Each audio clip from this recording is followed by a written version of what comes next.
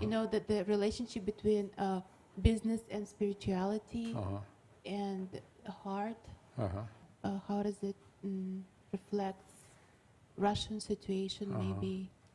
Internationally. I think internationally. I think I was very touched by your process. I think internationally, business and especially big business has become like a scapegoat. Yeah. You know, like big business, in many places where you go, including big business itself, big business has a bad reputation. You know, like even we work with some very big companies, and even in the break we talk to people. At times they voice their own doubts about big business.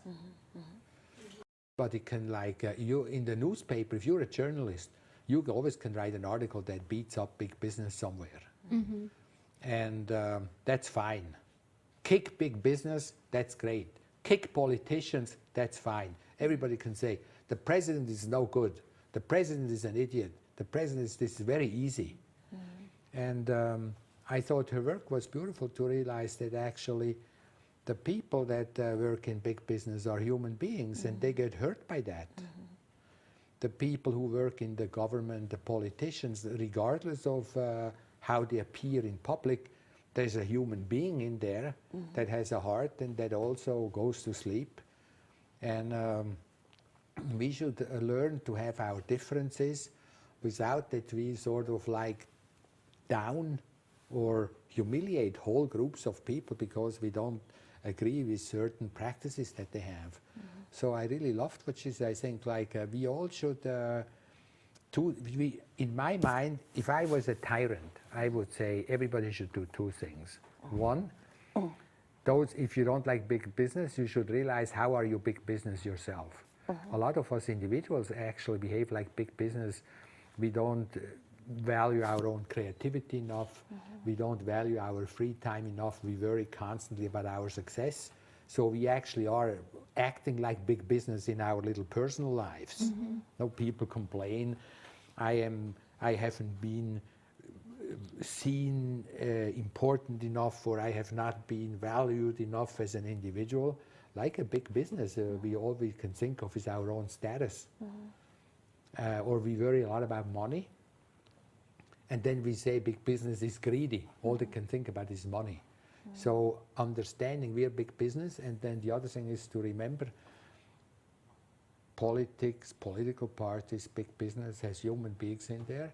And for them also, love and feelings are important. I feel often bad about business leaders and political leaders. Everybody in the press thinks it's fine, you can trash them and you can, and then you complain if they start to make laws where you say you cannot talk badly about me in the press. It's not just because they're terrible leaders, it's also because the press has just used to take a bat and hit the leaders, that's fine. Yeah, when you say that, I realize myself that sometimes I look at businessmen and I look down at them because they're so, I think they're so like, they don't have a heart, or they're so rude or not soft enough. But yeah, but I didn't realize that I actually hurt them by that. Yeah. I was thinking when you were speaking, I think that's what I love about both the concept of deep democracy and also the practice, because it actually shows how to find, instead of thinking I'm an isolated individual on this world and those things are out there, which also doesn't feel that good really, it shows methods where, like in that work or in the group process, how you actually can find that part outside that's disturbing inside, and how is that also happening inside of me. And it brings more of a sense of being part of the whole soup. So I really love that. I came more into psychology because I believed that psychology was finally needed to understand politics better, but I was always more interested in the collective life. We have an interest to bring the multidimensionality of process work into areas and communities that in the past have not been directly related to a psychologically oriented leadership model.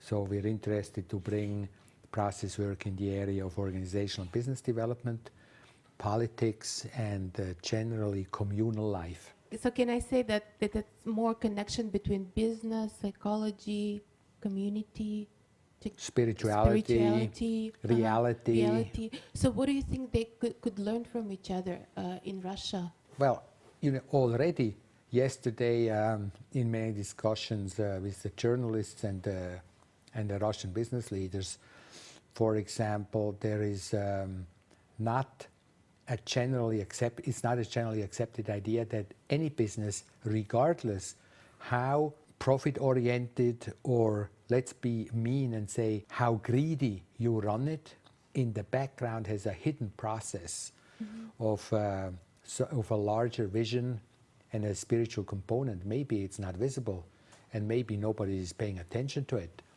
And we help companies to discover that and to enjoy it more and use its emotional strength to blossom more. That's something that the psychological and the spiritual community must learn.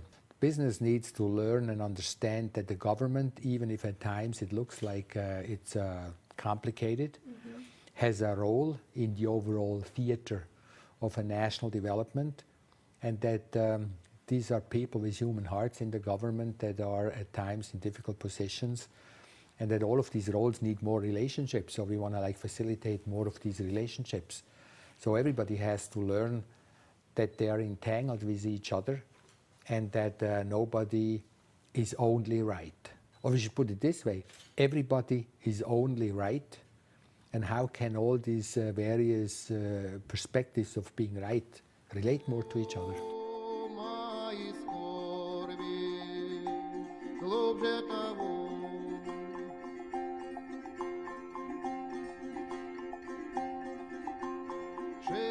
Широко разлилась река, широко разлилась река.